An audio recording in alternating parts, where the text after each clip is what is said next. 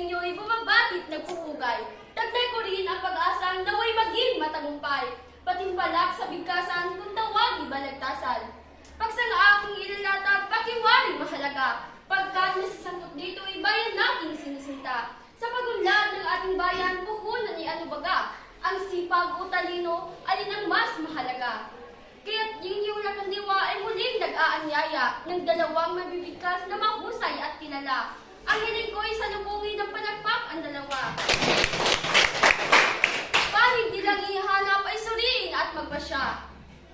Kapag bayay umunlad, ang paggu'y pinupukol. Sa gobyerno at mga tao ay sama-sama at tulong-tulong. Kung lahat ay tinatamad, bayan natin ano ngayon. Wala na ang pagbabago at kabuhay ay urong-sulong. Kasi pagay puhunan natin lahat sa gawain. Maliit man, malaki, mahirap man ang gampanin. Kung ang ating kasipagay itatabit magpamaliw, maunlad na Pilipinas, din natin may sasalapi.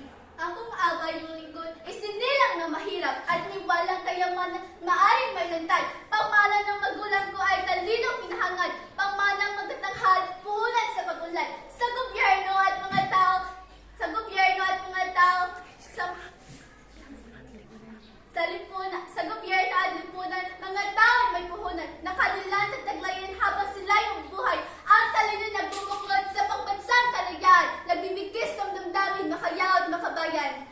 Matapos may pahayag ang panig na matatanong, ngayong aming ihanda tayog ng inyong talino. Bawat isa'y papalaot sa napapanahong isyo, kaya't inyong timbangin upang inyong mapagsigno. Sa tuwing may magagawang halalan sa ating bayan, sinusuring kandidata may nagawang kabutihan. Kung anong kursong natapos ay di na inaalam. Kakayahan niya at sipag ang tanging pinag-uusapan. Aanhin mo ang talino kung di naman magagamit. Mga tao yung maasa lalo't sila'y nagigipit. Matalinong naturingan, tamad naman walang bait. Kawawa lang itong bansa, mga luha ang kapatid. Nalimutan lang ng tayo mga bayaring namatay na nagtanggol sa ating bayan ng laya ay nakantay. Kundi dahil sa talino, nagdaglilan sa araw. Hanggang ngayon, tayong lahat ay alipin pa ng mga dayuhan. Mga naging presidente o senador at congressman, lahat sila ang talino ay di natin natawaran. Mga batas ginawa at pinatupad sa ating bayan. Pinuhunan ng talino kaya sila ay naging gabay. Sa dami ng matalinong namumuno sa ating bansa, iba't ibang pagpapasya at maging paniniwala. Utos dito, utos doon, sila hindi gumagawa. Kaya't laging nababala ang kapakanan naming duha. Samantalang kung masipag itong mga punong halal, sa problema at kalamidad sila'y laging naririyan. Kung ano,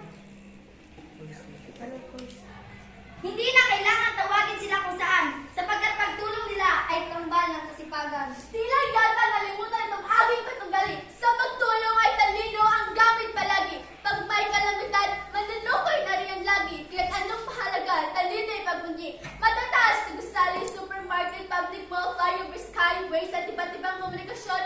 Lahat na nga nagagawa, talino ang naging puhunan. Kaya't bayay umunlad ng biyaya'y tuloy-tuloy. Sipag ang kailangan. Talino ang puhunan. Matalino nga tamad naman. Ang mga taong tamad ginagamit ang talino para sumipag. Sipag! Talino! Sa gitmo ng pinipigil, inyo ito lakandiwa. Pagtatalo itong dalawang mahusay na makata. Pagkat tila nag-iinit at kapwa di masawala. Inilahan ng katwiran na katatak sa ating diwa. Ang talino ay biyaya at kayamanan handog ng Diyos. Lagi nating nagagamit sa mabuting gawa't loob. Kasipagan at talino, pagsamahin walang tuos, kaya't dapat na magsalib pag-isahin lubos-lubos. Ang talino ay siyang utak sa palangkas na paggawa. Ang sipag naman ay siyang bisig sa planong binabadya. Kung ang isa'y mawawala, wala silbing magawa. Kaya't